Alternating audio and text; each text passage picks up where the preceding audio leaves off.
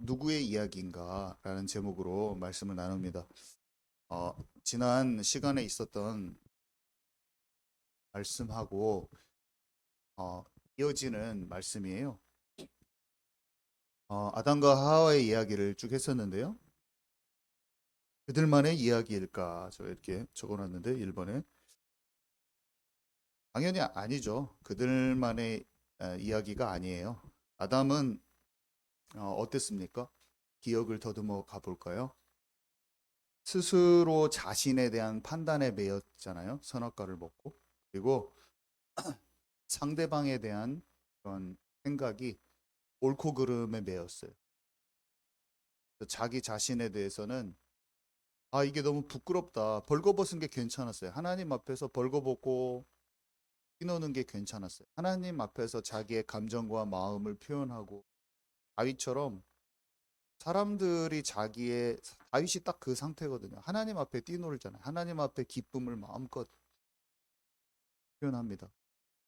다윗은요, 부하들이 자기를 어떻게 생각하느냐보다 더 중요한 거는 하나님이 자신을 보는 게 더 중요해요. 그래서 하나님이 자기를 어떻게 생각하느냐가 중요합니다. 그래서 사람들 앞에서 질질 짜고 우는 거예요. 침상을 적시는 회개를 해요. 침상을 적시는. 자기의 마음도 잘 표현을 하죠. 침상을 적시는 회개를 하고 또 언약궤가 들어올 때 사람들 눈치 안 봐요. 성령춤을 추는 거예요. 성령춤. 덩실덩실 덩실덩실. 아유, 왕이 돼가지고 이렇게 채통머리가 없어. 하나님 더워요. 그냥 기쁜 거야. 사람이요, 사람들을 너무 의식하잖아요. 그때는 자기의 감정이 눌리는 거예요. 우리의 마음의 중심이 하나님을 집중하고 있잖아요. 그러면 다른 사람이 나를 어떻게 생각하느냐 그 판단에 매이지 않습니다. 내가 주님 앞에 내 마음이 떳떳한 거예요. 내가 하나님 앞에 내 마음이 고정돼 있잖아요. 다른 사람이 나를 뭐라고 말하는지에 벗어나게 돼 있어요. 여러분, 진짜 자유가 여러분께 임하기를 바랍니다. 사람과 하나님 앞에 담대함을 얻고 사람이 나를 오해해서 욕을 해요. 그러면 어떻게 돼요?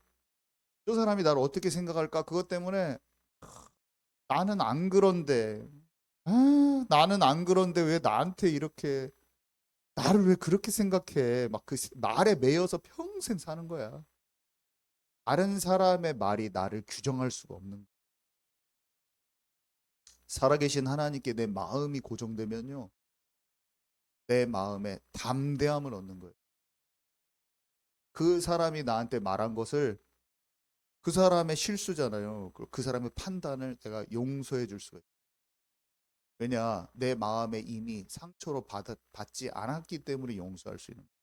심령이 약하면요. 늘 그 상대방이 말한 것에 머리에 꼬리에 꼬리를 물고 그 사람이 나를 이렇게 생각하고 있어. 그래서 나는 안 돼. 그래서 나는 죽을 거야. 그래서 나는 내 길을 못 펴. 그래서 나는 내가 하고 싶은 걸 못 해. 왜냐? 그 사람이 나를 그렇게 생각하기 때문에 선악과 먹은 상태. 아무리 사람이 나를 평가하고 아무리 사람들이 나를 판단해도 나는 능력 주시는 자 안에서 모든 걸 할 수 있어.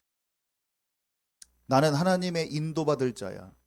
나는 하나님이 내게 새 힘을 주시면 독수리 날개침과 같이 내가 나에게 주어진 일을 할 수 있어. 나에게는 하나님이 허락하신 좋은 계획이 여전히 남아 있어. 사람의 말로 내 인생 망가지지 않아. 물론 어려움과 여러 가지 있고 나의 연약함도 있지만 하나님은 나를 반드시 치유하시고 다듬으셔서 하나님이 영광 받으실 인생 가운데로 나를 인도하실 거야. 하나님 나와 약속하셨어. 내가 너와 함께하리라. 세상 끝날까지 너와 함께하리라. 하늘과 땅의 모든 권세를 가지고 내가 너와 함께하리라. 비록 나의 모습을 봤을 때는 부족해 보이고 연약해 보이고 실수투성이지만 나는 하나님의 말씀대로 되리라고 믿나이다. 사탄이 자꾸 참소하는 대로 되지 않고 사람의 말로 평가받아서 거기에 매여 있지 않고 나는 내 수준대로 살지 않고 아버지께서 나를 인도하신 대로 나는 살 것입니다. 선악과 먹은 상태에서 나와버리는 거예요. 영원한 생명을 주는 생명나무를 바라보는 거예요. 우리는 보좌의 근처에 있거든요. 생명나무는 생명 되시는 주님을 상징하기도 하고 실제로 보좌하고 연결돼 있어요. 오늘 말씀 통해서 보게. 우리는 올바른 고백, 어떠한 사람도요 예수께로 나가면 사는 것입니다. 여러분, 사람은 살아나야 되죠. 하나님이 살기로는 나무처럼 자라서 꽃을 피고 열매 맺어라. 그래서 아담과 하와의 이야기는요 우리의 얘기예요. 우리의 얘기. 그들 앞에만, 그들만 사탄이 속인 게 아니에요. 사탄은 여전히 우리를 속여요. 욥을 속였던 그 사탄, 지금 우리를 속이고, 예수님을 속였던 그 사탄, 우리를 속입니다. 우리 앞에는 예수님처럼 말씀으로 이길 수 있는 우리가 그 심령으로 나갈 수도 있고요. 아니면 주는 대로 받아먹고 선악과를 막 먹어버릴 수가 있어요. 생명나무로 나아갈 그 길이 있고요. 생명나무를 바라보고, 생명나무는 천국의 한복판에 있거든. 보좌랑 연결. 아니면 선악과 먹고 마귀가 시키는 대로 내 생각에 주체, 내가 주인된 삶으로 가고 세상에 속한 삶으로 갈 수 있는 그 길이 그대로 있는 거예요. 우리 앞에 생명의 그 선한 길, 이 멸망의 악의 길, 이 두 가지가 다 우리 앞에 놓여져 있는 거예요. 그래서 이 아담과 하와의 이야기가 우리의 얘기다. 사단은 속였죠. 하나님은 말씀을 주셨어요. 근데 사탄은 속였어요. 철저히 죽게 되는데 하나님은 예수 그리스도 여자의 후손이라는 생명의 길을 또 한 번 딱 제시하신 거예요. 우리는 마귀한테 속던 인생이 있을 수 있어요. 그렇지만 복음을 통하여서 하나님은 우리에게 생명의 길을 지금 우리 눈앞에 주신 거예요. 너는 이 그리스도 통한 생명의 길이 네 앞에 주어져 있는데 너는 이 길로 와라. 너는 영접하고 참된 하나님의 자녀가 되고 육체를 따라 사는 자가 되지 말고 성령을 쫓아 행하는 자가 돼요. 자기 두루마기를 빨고 장차 생명나무에 나오는 그 사람이 되라. 라고 지금 하나님이 우리에게 말씀하고 계신 것입니다. 자, 에덴 동산 두 번째 보도록 하겠습니다. 우리 한번 에덴 동산 창세기 2장 8절에서 10절 우리 한번 같이 읽도록 하겠습니다. 시작. 여호와 하나님이 동방의 에덴에 동산을 창설하시고 그 지으신 사람을 거기 두시니라. 여호와 하나님이 그 땅에서 보기에 아름답고 먹기에 좋은 나무가 나게 하시니 동산 가운데에는 생명나무와 선악을 알게 하는 나무도 있더라. 강이 에덴에서 흘러나와 동산을 적시고 거기서부터 갈라져 내 근원이 되었으니. 네, 에덴 동산의 특징을 보니까 동산 가운데, 에덴 동산의 가장 중심에 생명나무가 있고 선악을 알게 하는 나무가 있어요. 동산 중앙에 생명나무도 있고 선악을 하게. 근데 또 특징이 뭐냐면 에덴에서는요 강이 흘러나가요. 강이. 제가 예전에 설명드렸지만 이곳은 하나님의 임재, 하나님이 거니시는 곳이에요. 그건 하나님의 임재가 있는 곳. 그리고 아담이 행한 모든 정복하고 다스리는 권세를 가지고 행한 그 단어가 제사장들이 일할 때 행한 그 단어랑 정확히 일치한다고 하셨잖아요. 마치 하나님의 임재 가운데 있는 제사장의 모습과 같은 그 모습이 그대로 펼쳐집니다. 하나님의 임재가 있는 곳은 다름 아닌 성소죠. 지성소. 에스겔서에 보면 성전의 모습이 하나님의 보좌가 있는 그 성전의 극에서 생명수가 밖으로 흘러나가요. 똑같아요. 에덴 동산은 다름 아닌 하나님의 임재가 있는 지성소, 성소, 성전의 모습을 그대로 가지고 우리가 이 에덴 동산이 천국의 모형인 것을 알 수 있는 계시록에는 이미 다 기록돼 있어요. 이 에덴 동산이 다름 아닌 천국의 모습이라는 게 그냥 읽으면 알 수가 있어요. 계시록 22장 1절에서 3절 말씀 우리 함께 읽도록 하겠습니다. 시작. 또 그가 수정같이 맑은 생명수의 강을 내게 보이니 하나님과 및 어린 양의 보좌로부터 길 가운데로 흐르더라. 강 좌우에 생명나무가 있어 12가지 달마다 그 열매를 맺고 그 나무 잎사귀들은 난국을 치료하기 위하여 있더라. 다시 저주가 없으며 하나님과 그 어린 양이 그 가운데에 있으리니 그 종들이 그를 섬기며 네. 성경은요, 창세기에는 맨 처음에 에덴 동산을 설명하고 있고요. 그리고 계시록에는 맨 끝에 새 예루살렘, 새 하늘과 새 땅의 이 천국을 또 얘기하고 있습니다. 그리고 성경의 중간의 내용은 전부 다 성전의 내용, 성전. 근데 그게 다 똑같아요. 뭐냐, 하나님의 임재가 있는 성소, 지성소가 에덴 동산에서 이미 있었고요. 그걸 놓쳐버렸는데 장차 회복되는 것은 에덴의 회복이에요. 에덴의 회복이 결국 새 예루살렘이자 새 하늘과 새 땅이 임하는 그 천국의 모형. 히브리서는 분명히 얘기하고 있습니다. 하나님께서 성막을 주시고 이 성전을 주신 그것은 이 성전은 하늘의 모형이라고 말씀하고 있습니다. 그래서 계시록에서 요한이 그 앞에 유리바다가 쫙 펼쳐져 있는 천국의 모습, 내 생물과 열두 14장로들의 향이 올라가는 모습과 금촛대의 모습, 그 하늘에 있는 하늘 성소의 모습이 정확히 성막의 모습과 일치하는 것을 우리가 확인했었죠. 하나님은 우리가 진짜 하나님 본래 에덴을 만들어 놓으셨고 하나님과 우리가 영원히 함께하기를 원합니다. 우리는 하나님이 우리와 영원히 함께하고 싶으십니다. 우리를 하나님의 형상으로 창조, 하나님의 자녀로 창조, 영원토록 함께하고 싶은 그런 존재가 인간인 거예요. 근데 그 인간이 죄 지을 수밖에 없잖아요. 불완전해. 근데 그곳에 정령 죽게 된 우리에게 예수님이 대신 정령 죽으시고 이 생명의 길을 열어놓으신 거예요. 그런 얘기를 우리가 했었죠. 그래서 에덴 동산은요, 성전이에요, 성전. 성소와 지성소가 그 안에 있는 거나 마찬가지. 여기 보면은 보좌, 언약궤 이렇게 나오죠. 어린 양. 특징이 똑같은 게 뭐냐면요.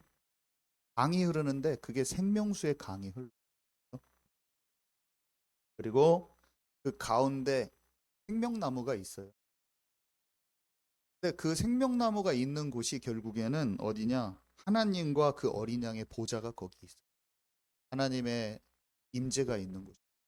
생명나무는요, 예수님을 본래 상징하는데 보통 다 예수님을 상징한다고 생명나무가 예수님과 예수님을 통한 생명을 상징한다고 다 생각하지만 실제로 계시록에 보면 하나님과 어린 양이 계신 곳에 그냥 함께 있어요.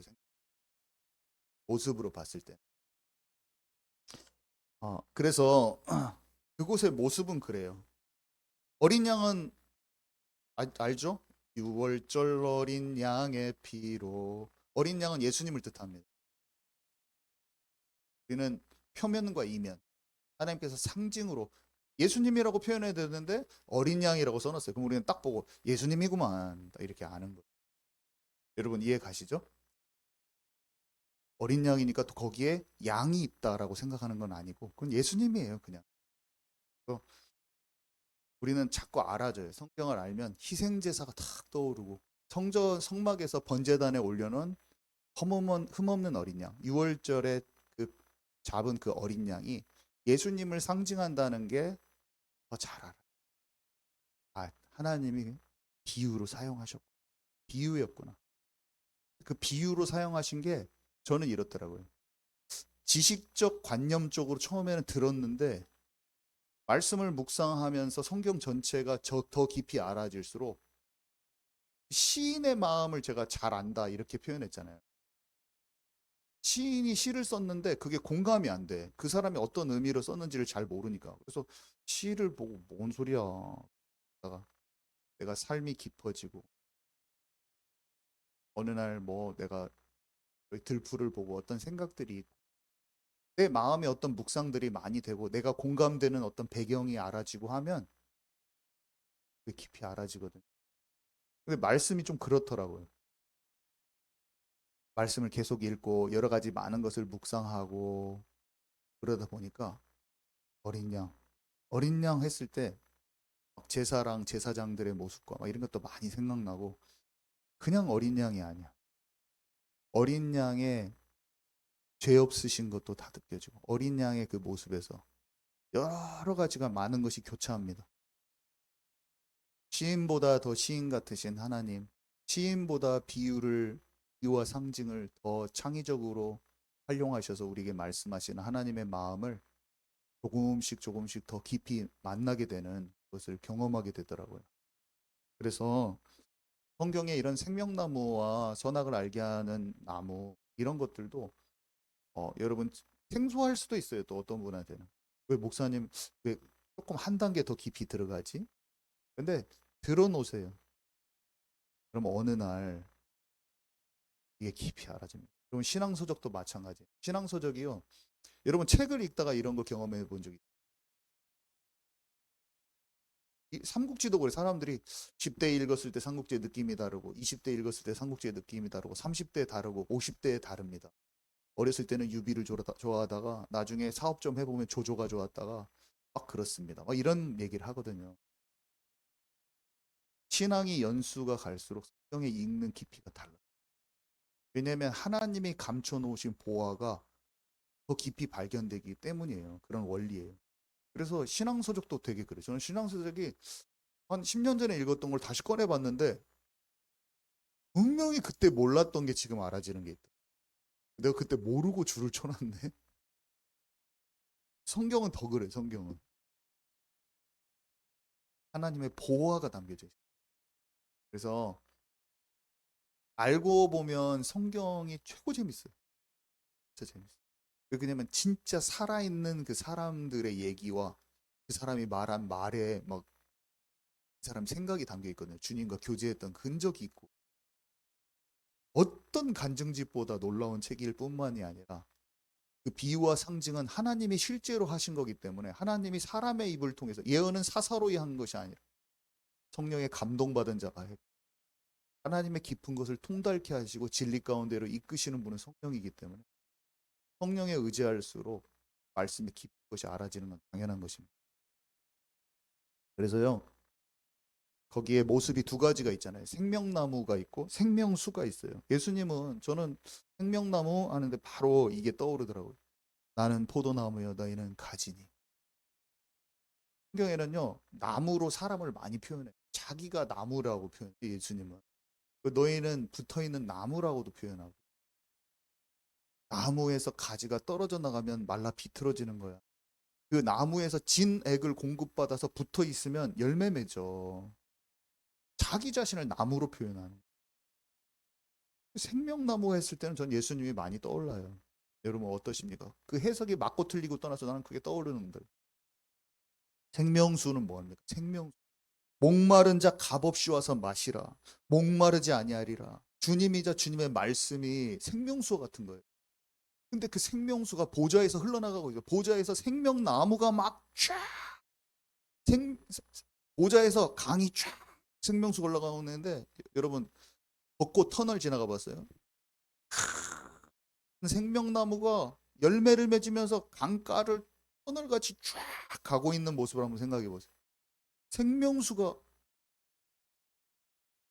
물이야. 모습은 물인데 그 물은 주님으로부터 나오는 영적인 힘이 있는 말씀과 성령의 충만한 그 강이 흐르는 그 흐름이 거기에 하나님 예수님이 자기를 나무라고도 하셨는데 나무들이 무럭무럭 자라서 쫙 펼쳐지는 거예요. 예수님과 우리는 하나예요, 여러분. 우리도 열매 맺는 나무인 것입니다. 우리의 생각이 열리잖아요. 우리 지각이 열리고 세상의 것은 막 우리가 받아들이면서 예능이나 막 이런 거 막 사람들의 생각을 찾고 영화 같은 데서 막 이게 메타포로 뭘로 했지 막 그런 걸 찾는데 우리가 더 찾아야 될 거는 성경 속에 있는 하나님 주신 환상들이, 하나님이 주신 실체의 것이에요.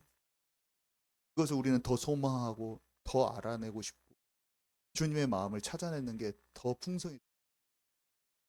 그래서요, 예수님은 뭐라고 말씀? 시냇가에 심은 나무가 계절을 쫓아 열매를 맺은 것 같아요. 저는 이것도 생각. 하나님의 생명수 나무, 생명수에서 생명나무가, 그 생명나무가 뭐를 받아들이겠어요? 결국에 그 말씀과 그 무기지. 그래요. 생명수에 충만한 하나님으로부터 공급되는 그 나무가 무럭무럭 자라는데 그 나무는 예수님이고 또 우린 거야. 여러분, 그런 영적인 것들이 풍성하게 있는 것입니다. 그래서 예수님 안에 거하면 그 나무에는요, 열매들이 12열매가 주렁주렁. 성령의 열매 생각 안 나세요? 열매가 생각나. 하나님 보좌와 이렇게 계시록에 보면 하나님의 보좌와 어린 양 예수님이 계신 곳에 생명나무와 생명수가 쫙 붙어 있어요. 자, 그런데요, 세 번째, 동산의 중앙에 있는 두 나무에 대해서 조금 얘기하고자 합니다. 이 두 나무가 에덴 동산의 중앙에 있었어요. 두 나무가.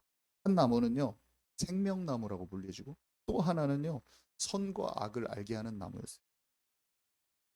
우리는요, 사실상 이 두 나무의 열매 중, 두 나무 중 어떤 것을 따라가야 되는지, 어떤 열매를 먹어야 되는지 사실은 계속 선택해야만 하는 삶을 살고 있는 거나 마찬가지예요. 어떤 선택입니까? 그게 결국에는 성령을 좇아서 하나님의 나라의 일이 내 삶에 나타나는 쪽이냐, 아니면 그 반대로 이 세상의 악한 세대를 따라가느냐, 그 두 갈래 길이에요. 성경은요, 창세기부터 요한계시록까지 이 두 가지 방향을 따라간 사람들의 역사를 보여줍니다. 처음부터 끝까지 그들. 가인과 아벨. 히브리서 보면은 믿음의 사람들 이름이 쭉 열거가 됩니다. 그런 사람과 아닌 사람. 이 생명나무를 바라본 사람을 쭉 계보를 얘기해 주죠. 또 아닌 사람도 쭉 나오죠. 가인의 족보 쭉 나오죠. 이렇게 나옵니다. 그래서 가인과 아벨. 그 다음에 뭐예요? 이삭과 이스마엘. 그 다음에 뭐예요? 야곱과 에서. 한마디로 하나님의 사람들과 결국에 세상을 쫓아가고 마귀를 따라가는 사람하고 쭉 나눠져 버려요. 남유다의 왕의 족보를 보세요. 성경에는 이렇게 표현되어 있어요. 다윗의 길을 따라간 왕. 그 다음에 우상 숭배한 왕들. 딱 두 가지로 쫙 나눠져. 예수님의 족보 안에도 족보에 든 사람과 족보에서 빠져버릴 수밖에 없는 일. 영적인 계보 안에 들어가지 못한 두 가지로 쫙 나눠져 버린 거죠. 설명하고 있죠. 계시록에는 뭐라고 나옵니까? 바벨론이라는 이 세상에 속한 음녀와 신부와 쫙 나는 마지막까지, 처음부터 그 얘기를 해서 마지막까지 그 얘기로 끝나버려요. 하나님의 백성과 그렇지 않은 백성 딱 쪼개져.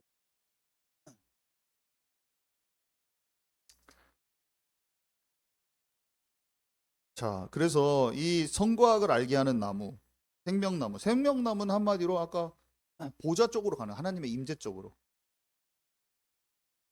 그 사람은 자기 두루마기를 빠는 자는 생명나무 열매를 먹게 한다. 생명나무를 소망하고 그거를 아는 사람이 있는 거예요. 그리고 선악을 알게 하는 나무는 뭐예요? 내가 주인된 판단 속에 사는 거야. 내가 주인된 삶이에요.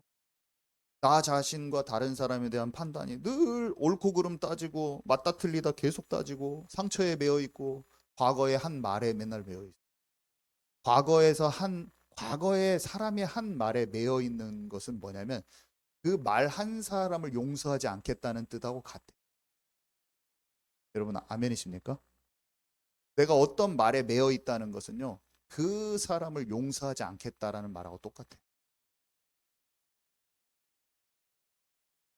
내가 주기도문에 예수님이 다른 사람을 용서한 것처럼 저를 용서해 주십시오. 이 말은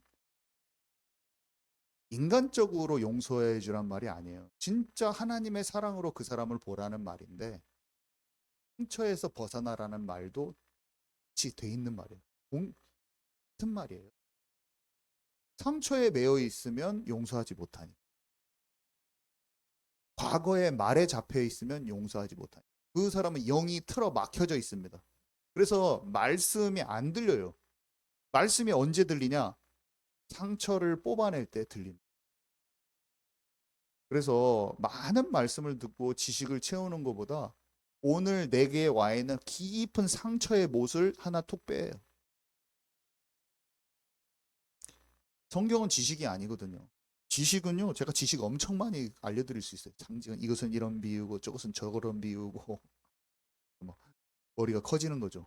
야, 새인기 하더니 목사님 그냥 어디서 듣도 못한 말, 비유풀이가 굉장해. 비유에 대한 지식이 늘어나. 사람들보다 엄청 비유를 잘 가르쳐 줄 수가 있어. 근데 다른 사람이 한 말, 그것에 대한 판단은 안 버려. 선악과 나무가 이런 거야. 막 하고서 가르쳐 줘. 그리고 나는, 아유, 그래도 그때 그 사람이 나한테 그 말 해가지고, 그 사람은 귀가 막힌 사람. 들을 귀 있는 사람은 들을지어다라고 성령께서 귀 있는 자는 들을지어다라고 말씀하시는 말은 그 사람들이 요한한테 받은 계시로 하나님께 받은 그 증거를 손에 들고도 자기는 치유가 안 되니까 자꾸 요한이 귀가 있어야 돼. 지금 하나님께서 방금 주신 따끈따끈한 환상을 적어서 줬어.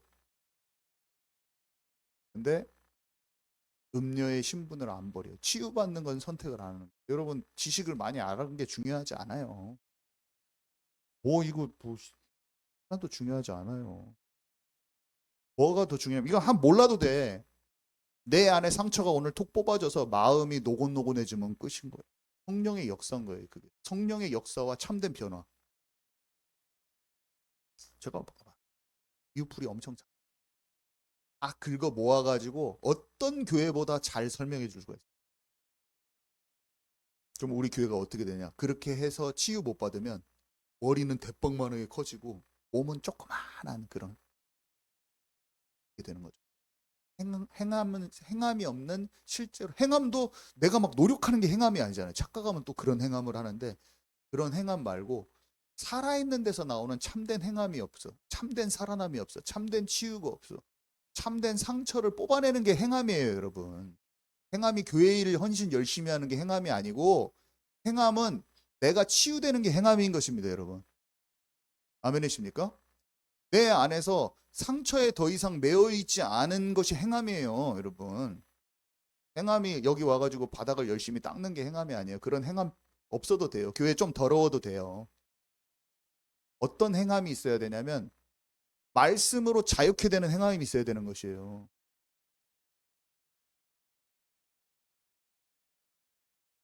그 행함이 있으면 교회가 행복해. 교회에서 능력이 나타나는 거예요. 교회에 치유가 가득해야 돼. 생명나무에 잎사귀를 먹고 열매를 먹고 치유가 일어나는 거. 그래서 이 선악을 알게 하는 나무는 자꾸 나를 부끄럽다고 가리는 거예요. 아까 노준 집사도 얘기했지만 부끄럽고 가리고 막 할 필요가 없이 죽게 나가면 되는 거예요, 여러분. 지금도 나가면 됩니다, 그냥. 나의 연약함과 허물을 가지고 연약함을 다른 사람한테 말 못하는 게 자기를 지키는 거예요. 제가 여러분들한테 막 이렇게 하고 어떤 거에 대해서는 막 자존심을 피워. 그거는 딱 봐도 하나님께 안 나가는 거예요.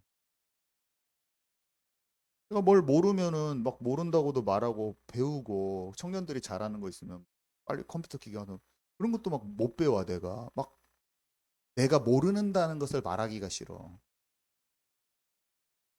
그런 것도 다 연결된 거예요. 마음속에 그런 완고함이 있으면 여러분 버리시기 바랍니다.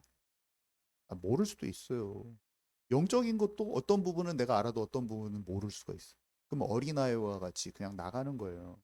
자기를 지킨다는 게, 여러분, 자기를 지키지 마십시오 제가 말해도 자기를 지킨다는 게 뭔지 모를 수도 있어요.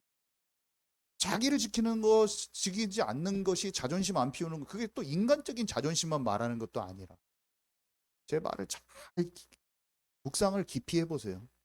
내 자신이 나를 지키고 있는 것을 발견되면 그 사람 깨어지고 살아납니다. 치유의 시작이에요. 그게 완고함이에요.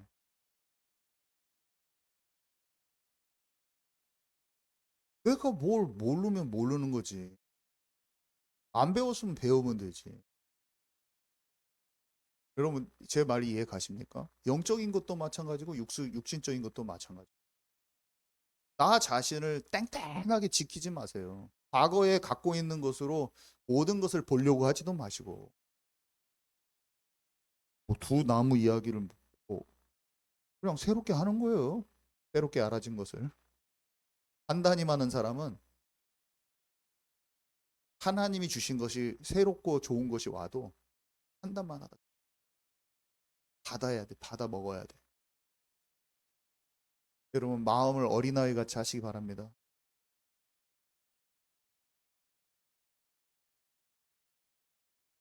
하나님이 초점이 되면요, 내 자신에 대한 관심이 줄어들어요. 내가 못하고 잘하고 그것이 초점이야. 내가 못나고 잘나고 이게 초점이 아니고, 다른 사람이 나를 어떻게 평가하고 말고 초점이야. 사람은 그거에 메인 거예요. 자, 이 사람은 저 사람을 잘한다고 하고 나는 못한다고 하나. 아니, 아담의 얘기하고 내 얘기하고는 별개로 친다니까. 내가 아담처럼 하고 있는 거야. 저는 평생에 비교의식만 하다 끝난 거예요. 제 인생이. 제가 왜 이렇게 비교의식 얘기를 그렇게 하냐. 그게 아담의 상태라는 거예요. 제가 치유된 아담의 상태. 늘 성공한 사람이 되고 공부 잘하는 사람이 되고 남들보다 잘해야 되고, 못할 수도 있지. 운동도 잘해야 되고 노래도 잘 부르고 기타도 잘 치고 잘해야 되는 거야. 잘 안 해도 돼요. 내가 용을 써도 안 되는 게 있더라고. 그냥 나야 그게. 그래도 하나님이 하실 일이 있고 하나님이 이끌어 가셔서 열매 맺고 꽃이 필 인생이 있는 거예요. 내가 그런 여건을 못 맞아서 못했어도 눌리지 마세요. 그게 너무 집착돼 있어, 한국 사회가.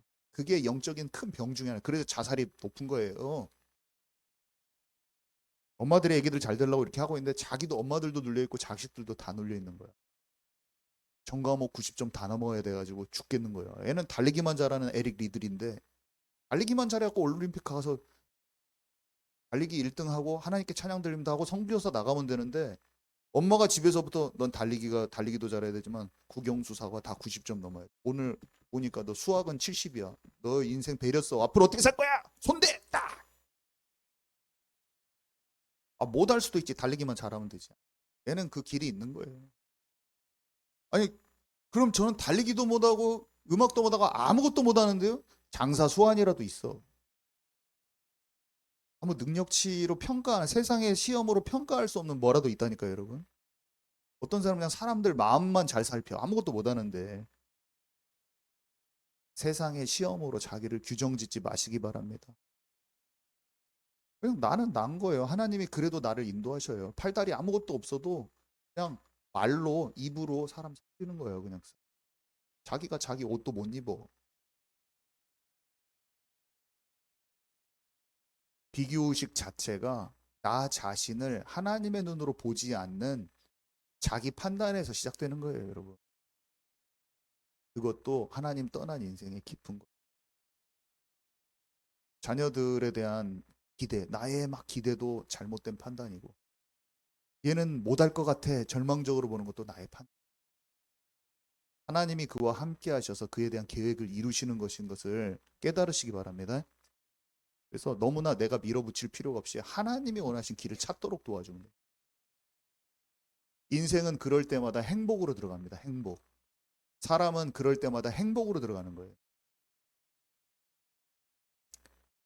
얼마나 자유하든지. 저는 이게 제 여기가 시원한 머리 뒤에가 시원하더라고 진짜. 근데 세상은 그렇게 기준이 바뀌고 하나님의 기준에 속한 자의 마음을 모르더라고요. 공부 포기하려고 하냐부터 왜 지금까지 하나님 잘 믿었으면서 왜 갑자기 이상하게 행동해부터 다 이해를 못 하더라고. 근데 나만 알겠더라고. 내 속에서 변화된 나만 알겠고. 이거는 시간이 지나야지 사람들이 막 처음에는 몇 년간 설명하고 다녔는데 말로 안 되는구나. 내가 증인이 되고 하나님께서 날 이끌어 가시는 게 보여지는 그때 모든 것이 잠잠해지겠구나. 그걸 깨닫는데도 한 5년 걸렸어. 그냥 말로 막 다 설명하고 다녔는데 안 되더라고요. 여러분과 제가 증명하는 방법은 하나밖에 없습니다. 성령 인도 받는 체질로 자꾸 나를 바꾸면서 내 삶에 하나님 나라의 실제적인 일이 일어나는 것만이 사람들이 알 수 있어. 그때는 너 그래도 목사 하나님이 되게 하신 것 같다. 이런 말이 나옵니다. 결국엔 부르신 것 같다. 그때까지 다윗처럼 양 한 마리도 잃지 않는 중심으로 성실하게 내게 주어진 일을 하나님과 함께 합십시다요, 여러분. 네, 그래서요, 네 번째 두 나무는요 영원히 구별되고 갈라지는 거예요. 누가복음 6장 43절에서 44절 우리 함께 읽도록 하겠습니다. 시작. 못된 열매 맺는 좋은 나무가 없고 또 좋은 열매 맺는 못된 나무가 없느니라. 나무는 각각 그 열매로 아나니 가시나무에서 무화과를 실내에서 포도를 따지. 네, 아까 인간은 나무로 주로 비유가 많이 된다고 했는데 여기도 나무로 비유가 됐습니다. 하나님이 나무는 종류대로 씨를 맺고 과실을 맺도록 하셨죠. 사과 안에 사과를 딱 깎으면 씨가 있잖아요. 씨가 다시 나무가 되잖아요. 그거는 씨는 열매에 있잖아요. 그러니까 나무가 자라면 열매를 맺고 그 열매는 또 씨앗이 돼요. 그런 원리로 돼 있어요. 사람도 마찬가지예요. 사람이 인생에 하나님의 열매 맺는 삶이 되면 자녀들이 씨앗들이 봅니다. 그 영적 분위기와 영적 리듬을 경험하게 돼 있어요. 그래서 하나님 안에 들어가는 그 씨는 씨 열매 맺고 씨 나무로 자라요. 열매 맺어요. 하나님이 나무로 표현하신 게 저는 너무 좋더라고요. 인간이 꼭 씨로 이어져. 씨는 시드라는 단어인데 영어로는 여자의 후손할 때 시드거든요. 우리 후대, 디센던트 영어로 하면 후손들을 보고 오프스프링, 디센던트, 시드 다 같은 건데 후손, 씨가 열매 맺어서 씨가 되는 게 굉장히 표현이 절묘해. 그게 사람을 나무라고 표현해 놓고 막 이렇게 하나님이 그건 비유를 쓰신 것 같아요. 쓰셨죠, 100%. 씨로 그래 놓고 이 두 나무를 또 해놨어. 나무는 막 다 자기라고 그래. 막 예수님이 자기 생명나무요. 아 이게 막 다 연결이 되죠. 주님이 분명히 비유로 쓰셨다. 저는 그러면서 이 나무가 그런 상한 나무가 있는 거예요. 진짜 열매 예수께로 가서 열매 맺는 나무가 있고 선악과 같은 나무가 있고 늘 그렇죠? 열매 맺지 못하는 나무가 있어요. 안 좋은 열매를 맺는 나무가 있어요. 그래서 이 선악을 알게 하는 나무 열매는 생명나무와 같은 그런 열매를 얻을 수가 없어요. 근데 생명나무만 바라보는 자는 또 선악을 알게 하는 나무의 열매 먹지 않아요. 자, 다섯 번째 중요한 부분입니다, 여러분. 여자의 후손이 뱀의 머리를 상하게 할 것이다. 오늘 창세기 3장 15절 함께 다시 한번 읽는데요. 좀 그 내용이 어렵잖아요. 저는 여자와 원수가 되게 할 것이고 저는 처음에 읽을 때도 그 여자가 하와만 얘기하지 않는다라는 게 느낌이 오더라고요. 하와하고만 원수 맺은 건 아니잖아요. 그러면 이 세상에 있는 여자들하고만 원수 맺은 건 아니잖아요. 뱀이 아니잖아. 이 얘기가 여자들은 뱀을 무서워한다 이렇게 결론 지으면 안 되잖아요. 안 그래요? 여러분 그렇게 결론 지으셨어요? 여자들은 뱀하고 평생 원수돼서 산다 이거예요? 그거 아니에요. 뱀은 옛뱀 마귀. 뱀이 지금 상징하는 것은 뱀인가요? 사탄인가요, 여러분? 사탄이죠? 지금 물음표 가득한 얼굴들은 뭐예요? 사탄 맞죠? 우리 창세기 3장 15절에 내용이 뭔지 한번, 이거 너무 재밌는 내용인데 한번 같이 읽도록 하겠습니다. 시작. 내가 너로 여자와 원수가 되게 하고 내 후손도 여자의 후손과 같게 하리니 여자의 후손은 너는 그의 발꿈치를 상하게 할 것이니라 하시고. 네. 제가 저는 이게 막 여자가 나중에는 뭐 그 성도이고 교회고 이스라엘이고 이런 것도 알아졌지만, 처음에는 뱀과 여자의 관계가 서로 원수 관계인가? 하와하고 뱀하고 이렇게 싫어하나? 동물 뱀하고 싫어하나? 이런 생각을 했었죠. 그건 아니다. 또 여자의 후손이 예수님이라는데 왜 여자의 후손이 예수님이지? 끼는 맞는 것 같은데 막 잘 모르겠고 그렇더라고요. 막 억지로 믿었어. 막 처음에 뱀 머리를 깬다고 하니까 막 믿었었죠. 근데 조금 이 성경 전체가 알아지면서 바울이 설명한 것과 계시록의 신랑 신부에 관한 모든 것, 뭐 아가서나 이런 것들이 전체적으로 하나님이 성경을 통해서 알려주시고자 하는 것에 대해서 많이 묵상이 된 후에, 수년이 흐른 후에 다시 보니까, 아까 제가 책을 다시 읽었을 때 새롭게 깨달아진 것처럼 창세기 3장 15절이 성경 전체가 꿰뚫어지면서 다시 한번 봐지는 게 저한테 왔어요. 중간에는 한 반절 정도 이해될 때가 있었고, 지금은 제가 딱 정확하게 많이 이해가 갔는데, 이 부분을 제가 말해도 여러분들은 아실 수도 있고 모르실 수도 있고, 오늘을 지식적으로 다가올 수도 있고, 근데 알게 될 것이다. 장차 더 성경을 다 알게 되면 더 많이 알게 돼. 일단은 바울은요, 이 창세기 3장 15절을 들어서 남자와 여자가 신랑 되신 예수님과, 그러니까 남녀 관계는 예수님과 교회다는 것을 설명해 주는 장면이 있어요. 그러면서 창세기 3장 15절에 남자와 여자, 아니 부부 관계, 아담과 하와에 대해서 부부 관계를 얘기하면서 예수님과 교회를 표현한 것이라고 얘기하잖아요. 그 설명 한 거 기억나시죠? 기억나세요?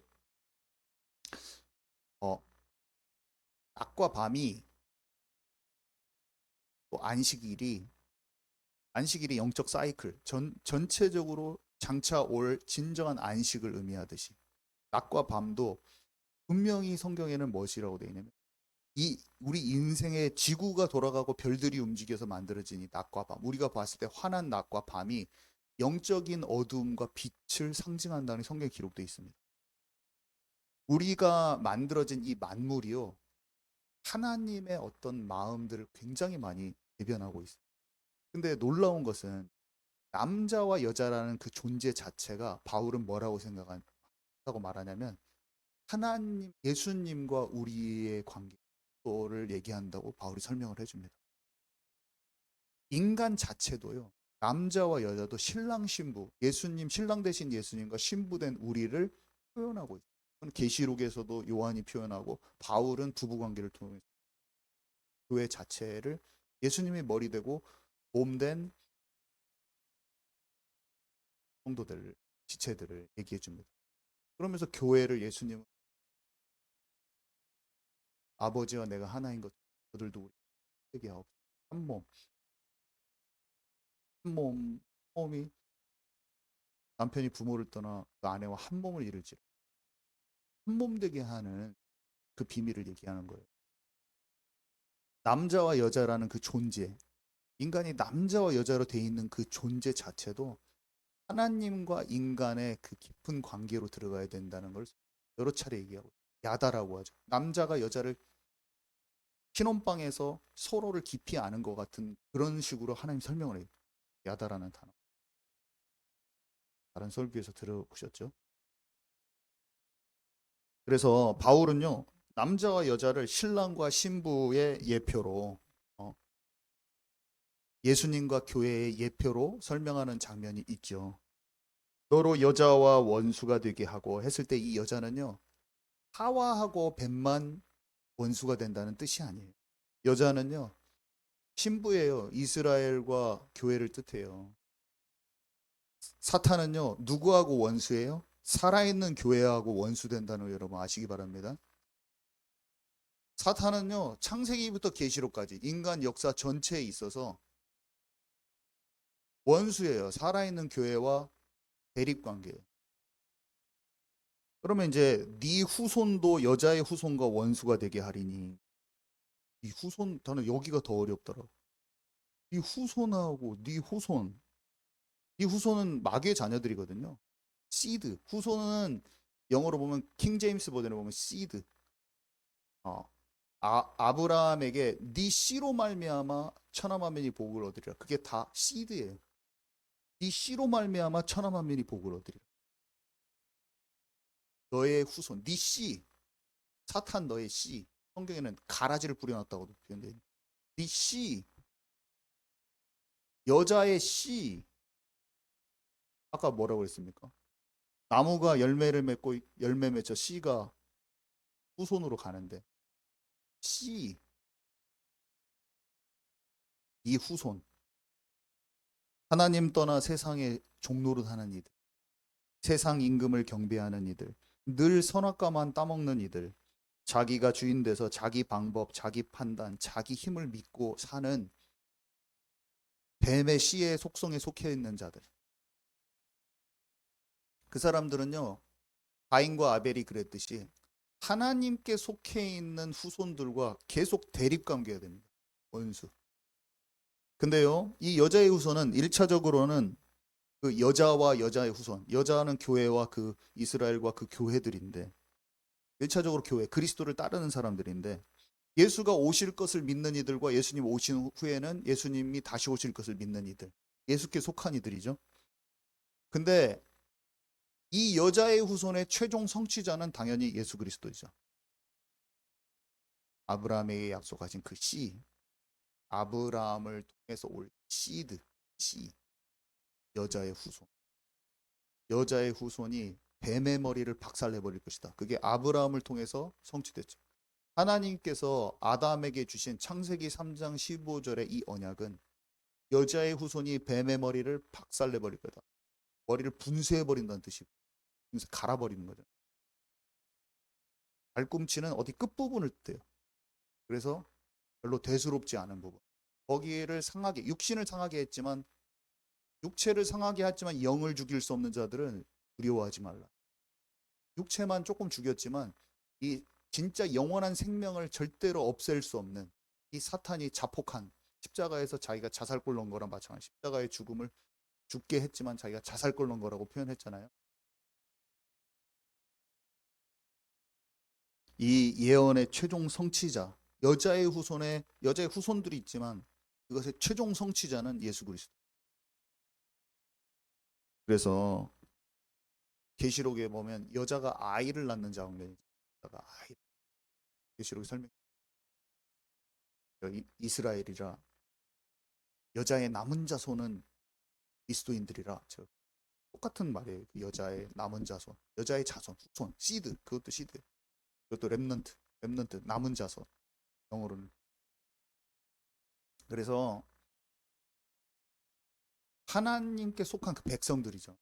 여자는 후손들, 여자의 후손들, 여자가 낳은 후손, 시드, 씨. 그 중에서 가장 대표적인 예수 그리스도를 따르는 수많은 씨들이 있는데, 그 중에 그 대표가 되는 씨는 쌀내버린 거예요. 사탄의 머리를. 여러분 아멘이십니까? 그래서 사탄이 발꿈치를 아무리 상하게 할지라도, 머리와 사탄은 머리가 깨졌는데 사탄은 예수님의 발꿈치를 무는데 대조적인 거죠. 발꿈치를 물어봤자 상하게 할 수도 없어요. 육신을 상하게 했지만 영혼은 부활하셔가지고 생명의 길을 열어버리죠. 그러면서 사탄의 고소장, 사탄에 참소하는 그 죄목들을 무효화시키고 고소장을 찢어버린 거예요, 예수님이. 그래서 사탄의 머리는 그냥 상한 게 아니라 분쇄기에 돌려졌어요. 완전히 박살이 나진 거예요. 사탄의 권세는 완전히 끝난 거예요. 마태복음 10장 여기 없네요. 제가 마태복음 10장 28절. 그래서 몸은 죽여도 영혼은 능히 죽이지 못하는 자들을 두려워하지 말고 오직 몸과 영혼을 능히 지옥에 멸하실 수 있는 이를 두려워하라 했어요. 사탄은요, 예수님의 육신을 죽게 했어도 그 영혼을 능히 죽이지 못하는 그런 존재예요. 우리는 몸과 영혼을 능히 지옥에 멸하실 수 있는 참 하나님을 경외하는 자가 되어야 돼요. 무서워서 벌벌 떠는 그런 두려움이 아니라 두려워하라 그 말은 경외하라 그 말이죠. 그분이 참 하나님이시고 참 권세를 가지신 분이다. 그걸 우리가 인정하라는 말이지 두려워하라는 건 아니에요. 무서워하라는 게 아니에요. 자, 그래서 6번 두 나무의 씨들이 있습니다. 두 나무의 씨들. 성경은요, 이제부터 앞으로 계속 성경을 보는데 여러분 성경을 보는 관점이 열려야 돼요. 무슨 말이냐면 성경은요, 뱀의 후손과 여자의 후손에 대한 가계의 족보들을 다 추적해서 나열해 버립니다. 보면 나중에. 제가 작년에도 족보에 대해서 계속 얘기했던 그런 이유가 있는 거예요. 왜냐하면 그리스도를 따르는 쪽하고 아니는 쪽하고 두 그룹. 하나님께 속한 자와 마귀에게 속한 자, 그 얘기가 계속 나오는 거예요. 성경은 끝까지 계시록까지. 메시아의 계보가 우리가 너무나 잘 알지만 아담과 하와의 셋, 노아, 아브라함, 이삭, 야곱, 유다 다 쭉쭉쭉쭉 다윗, 예수 그리스도. 예수님 계보에 나오잖아요. 그리고 아까 말씀드렸듯이 아브라함에게 하신 약속, 네 씨로 말미암아 시드, 네 씨로 말미암아 천하 만민이 복을 얻으리. 예수님까지 가기까지 중요한 또 사람들이 있잖아요. 그 언약을 다 지직한 사람들이. 그래서 마태복음 1장에 약속하신 대로 오셨음을 보여주는 것이 족보예요. 시작부터. 족보. 언약의 사람들의 족보. 아브라함부터 예수 그리스도.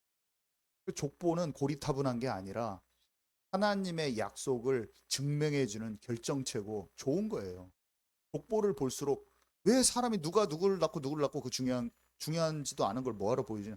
아니, 아담에게 약속한 그 여자의 후손, 그 시드, 올바로 된 생명나무를 보는 그 시드들이 열매 맺고 또 전달돼 가지고 여기까지 왔구나. 예수까지. 딱 보는 눈이 열려야 되는 것입니다. 아멘이십니까? 그래서요, 뱀과 여자 간의 그 원수 관계는 수세대를 통해서 지금까지 계속된 거예요. 6천 년 지금. 근데 그래서 창세기 3장 15절이 제가 딱 다시 봤는데 어떻게 보이냐? 성경 전체의 흐름을 요약하고 설명하면서 관통해 버리는 뼈대처럼 보이는 거예요. 어느 날 보니까. 성경 전체를 아우르는 뼈대를 갑자기 구조 자체를 딱 보여주는 것이 딱 보이는 거예요. 갑자기. 관통을 해서 계시록까지 다 한 방에 설명을 해버리는 거예요. 신랑 신부. 이 세상이 하나님에 속한 군대와 사탄에 속한 군대와의 영적 전쟁에 딱 보이는 거예요.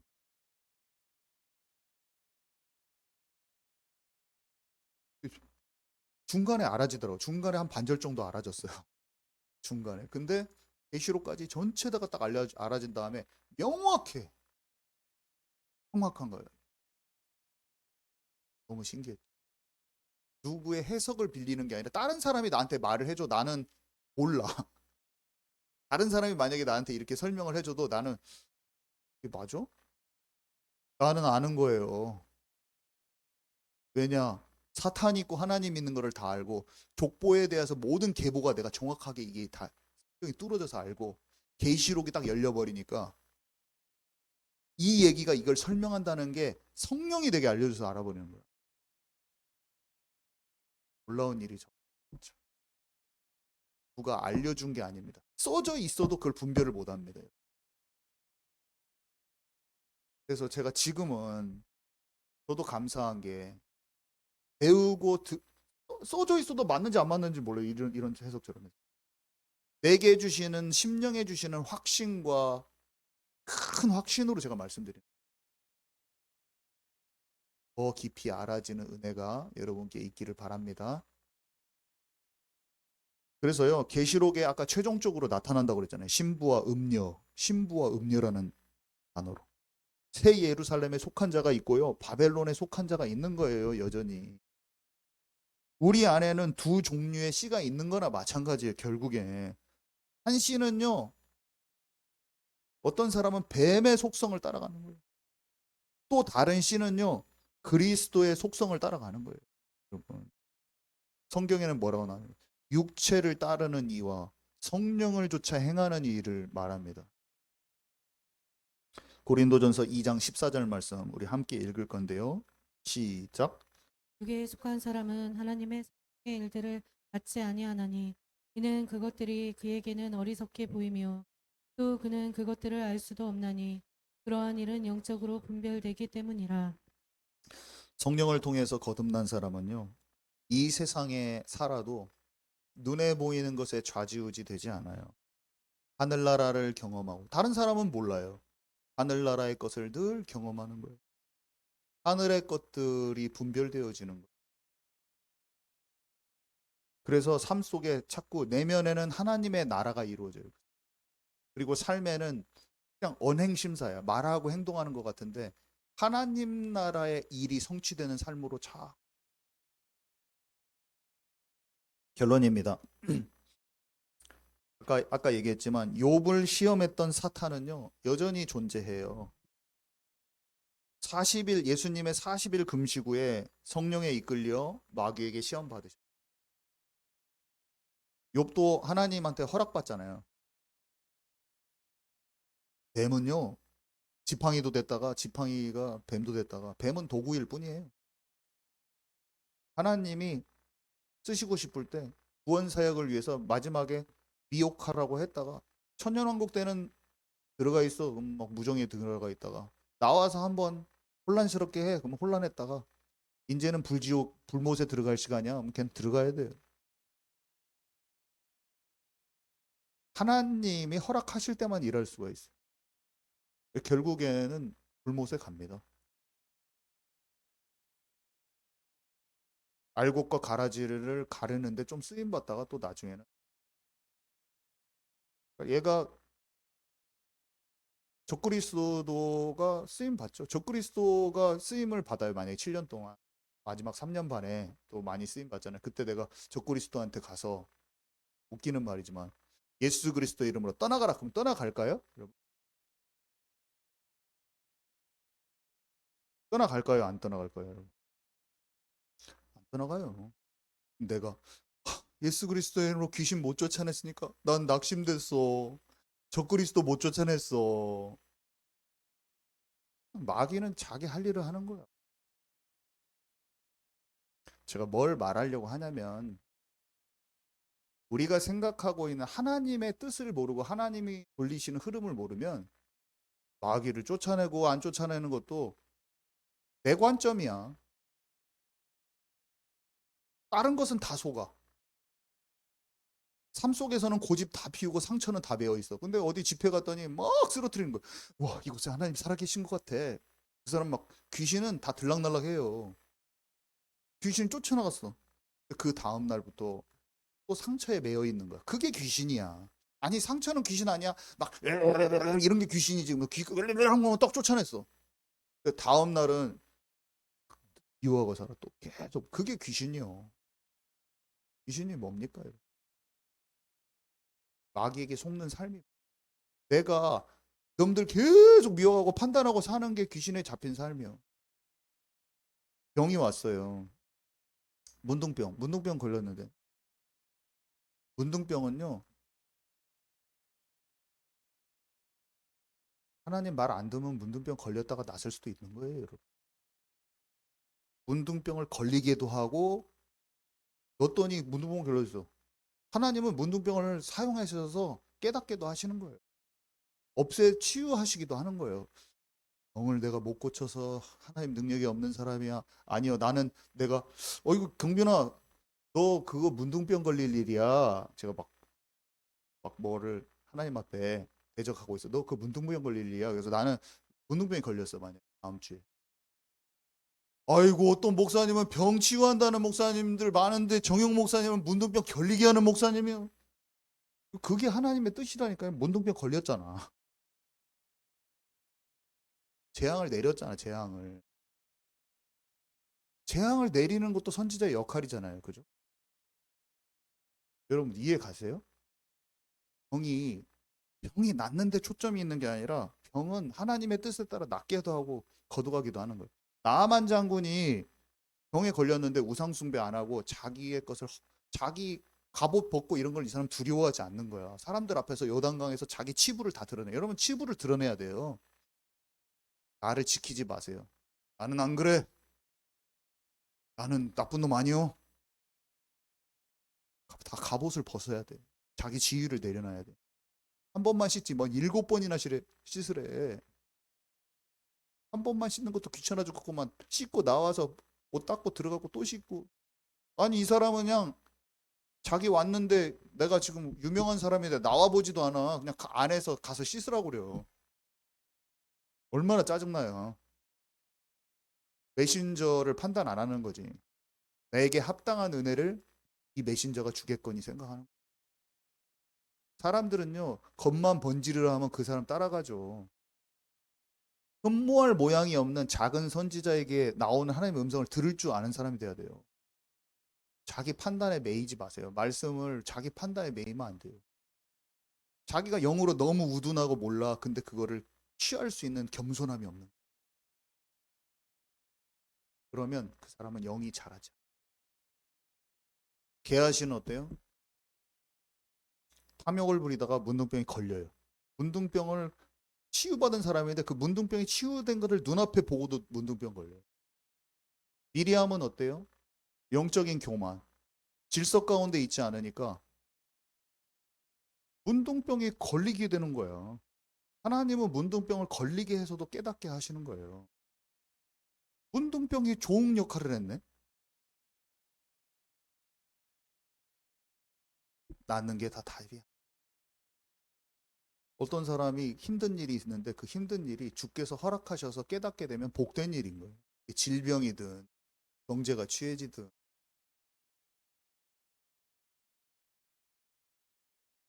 하나님의 뜻을 모르면 질병 걸린 가족을 놓고 밤낮 부르짖으면서 눈물로 울면서 발버둥 치면서 떼쓰는 기도.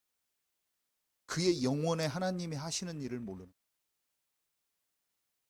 주여 우리 가족 이거 도와주십시오. 주여 언제 났습니까? 내 남편이 언제 났습니까? 주여 주여. 하나님 안 믿어. 지금 그게 너의 가족의 복된 일이라. 그 영혼을 내가 영혼의 중심축을 내게로 옮기고 있으니. 아유 빨리 낫게 하여 주옵소서. 맨날 울고 떼쓰고 잠 못 자고 막 참 평안이 없이 계속 몇 년 동안 그 기도만 하고 있고. 주님의 뜻이 무엇입니까, 여러분? 문자로 하나님을 아는 게 아니라 하나님이 내게 주시는 가정 가문에 또 나에게 얘기하는 것을 진짜 아는 것은 무엇입니까? 종교가 아닌 관념이 아닌 관계 속으로 들어가는 것은 무엇입니까? 하나님 지금 우리에게 질문하고 계십니다. 너는 말씀의 비유나 뭐 이런 것이 쏙쏙 재밌었냐? 지식이 너는 풍성해지고 있니? 아니면 나와의 관계가 풍성해? 그 사탄은요. 욥을 시험하고 예수님을 시험했던 사탄은 지금도 여전히 선악과를 우리에게 내밀고 있고, 하나님은 여전히 복음을 통해서 생명나무의 그 길, 생명의 길, 좁은 길, 성령을 쫓아 행하는 길로 우리를 보여주고 계세요. 말씀 통해서. 우리 앞에 선악과, 사망의 길, 세상의 길, 사탄의 유혹, 육신의 생각을 쫓아 사는 길이 여전히 우리 앞에 있죠. 그래서 결론적으로 제목에 말씀했듯이 아담과 하와의 이 모든 이야기는 우리의 이야기인 거예요. 예수님은 우리와 똑같은 생명으로 오셔서 흙으로 지어지고 그 생기가 불어넣어진 그 인간의 몸으로 우리에게 오셔서 마귀의 시험에 넘어가지 않고 말씀으로 이기시고 십자가에 죽으셨다 부활하심으로 생명의 길을 여신 거예요. 사탄의 고소장을 찢어버린 거예요. 요한복음 6장 40절 우리 함께 읽습니다. 시작. 내 아버지의 뜻은 아들을 보고 믿는 자마다 영생을 얻는 이것이지. 마지막 날에 내가 이를 다시 살리리라 하시니라. 네. 한몸 되게 하셨는데 그래서 우리가 하나님과 함께 되게. 요한복음 17장 21절에서 23절입니다. 시작. 아버지여, 아버지께서 내 안에 내가 아버지 안에 있는 같이 그들도 다 하나가 되어 우리 안에 있게 하사 세상으로 아버지께서 나를 보내신 것을 믿게 하옵소서. 내게 주신 영광을 내가 그들에게 주었사오니 이는 우리가 하나가 된 것 같이 그들도 하나가 되게 하려 함이니 곧 내가 그들 안에 있고 아버지께서 내 안에 계시어 그들로 온전함을 이루어 하나가 되게 하려 함은 아버지께서 나를 보내신 것과 또 나를 사랑하심 같이 그들도 사랑하신 것을 세상으로 알게 하려 아멘. 네, 십자가에 달리시기 직전에 전날 밤에 하신 기도의 말씀이고 십자가 사건이 무엇을 의미하는지 정확히 말씀해 주시는 구절입니다. 끊어진 관계가 회복되는 것이요. 아버지와 하나님이 하나인 것처럼 우리도 하나가 되는 거예요. 그래서 천국은요. 그 보좌에 하나님 아버지와 예수 그리스도가 함께 계신 것처럼 거기에 생명나무의 가지가 막 붙어버리는 거죠. 천국의 모습은 하나님 아버지와 예수님 우리가 모두가 다 하나가 된 모습. 그것이 천국의 모습. 함께 돼 있어요. 하나가 된 모습. 네, 기도하고 마칩니다. 하나님, 날마다 매 순간 우리 앞에 두 길이 있음을 다시 한번 깨닫습니다. 생명의 길에 서는 우리 모두가 되게 하옵소서. 예수 그리스도 이름으로 기도합니다. 아멘.